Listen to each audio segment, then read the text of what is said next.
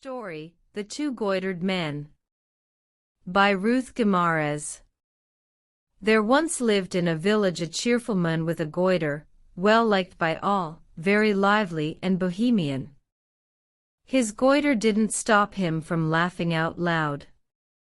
He didn't care if people found him ugly or called him goitered. The truth was that his goiter bothered him, but as he would say, what cannot be cured must be endured. And so he would grab his guitar, stay up all night at parties, and shout, "Long live happiness, my friends, for we only live once." One day, he went to a neighboring village for a wedding party, taking his inseparable guitar under his arm. He stayed longer than usual, drank a bit too much, but he still made his way home because, despite being a partygoer, he was also hard-working, and had to start work early the next day. The moon was bright. From far away, he could see the wide road and the bushes by the side. A skunk passed nearby, an armadillo snorted, and a little barn owl flew silently overhead.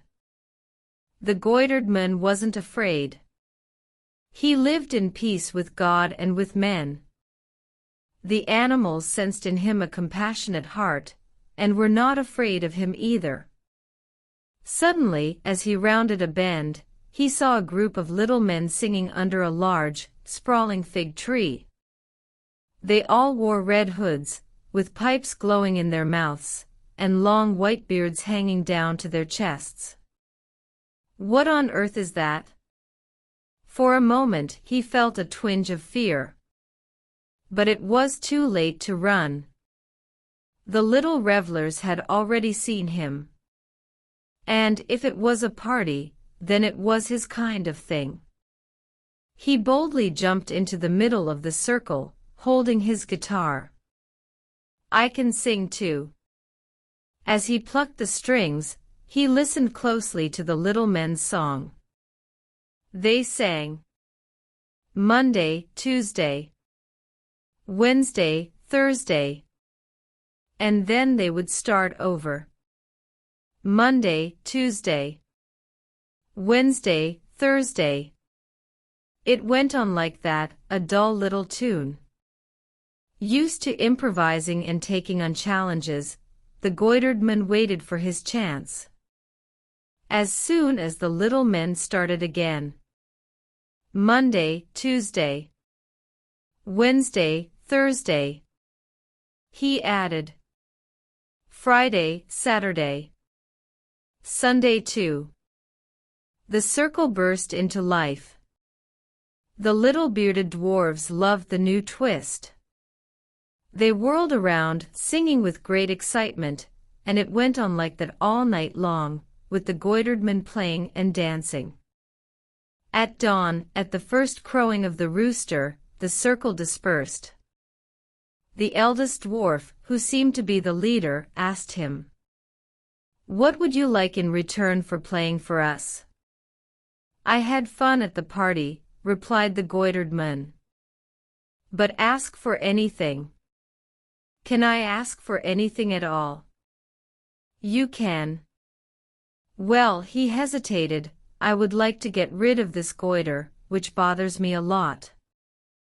One little dwarf grabbed the goiter with both hands, climbed up the man's chest, braced himself, and gave a mighty tug. The goitered man closed his eyes. "Now they'll kill me." Suddenly, he felt his neck lighten. He opened his eyes. The little dwarves had vanished. He heard nothing more. The first gray light of day was breaking. "I must have dreamed it," he thought. "I drank too much at that wedding." He ran his hand over his neck, smooth, no lump at all.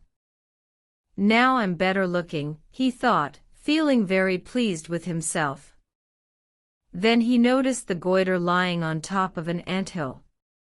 He grabbed his guitar and went home. Imagine the surprise in the village when the man woke up, without warning, without the goiter. What kind of miracle is this? People asked. The man laughed, the man sang, he remained as cheerful as ever, but he never told anyone about the adventure, fearing they would think he was crazy, and wouldn't believe him. This man had a friend, who was also goitered. He kept pestering his friend, saying, "I also want to get rid of this lump. I want to look handsome and find a girlfriend. You're no friend." He kept at it until the first man told him everything.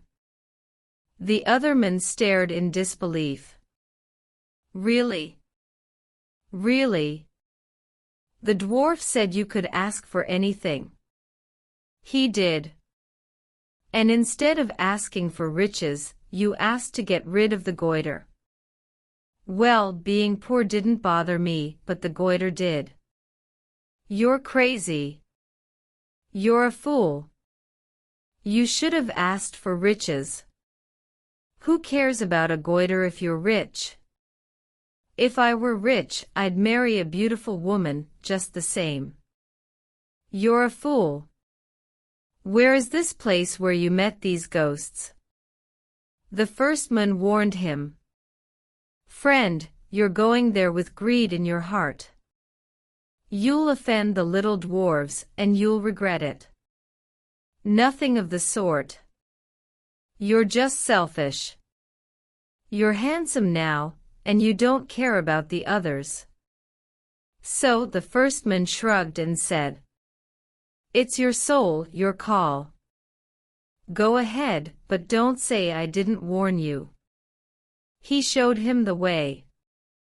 The jealous man grabbed his guitar and went, late at night, following the exact steps as his friend. It was also a moonlit night. He also danced and sang all night. At the first crowing of the rooster, the circle dispersed. "What would you like in return for playing for us?" they asked. The man gave a sly wink to the dwarf and rubbed his thumb and forefinger together, in the classic gesture for money. "I want what my friend didn't." One little dwarf went to the anthill, took the other man's goiter, and stuck it onto the jealous man's existing one. And so, because of his foolish greed, he ended up with 2 goiters. The end. Thank you for watching. If you enjoyed the video, don't forget to like, subscribe to the channel, and hit the notification bell so you don't miss the next content. Leave your comment below about what you thought of this story and share it with your friends. See you next time. Goodbye.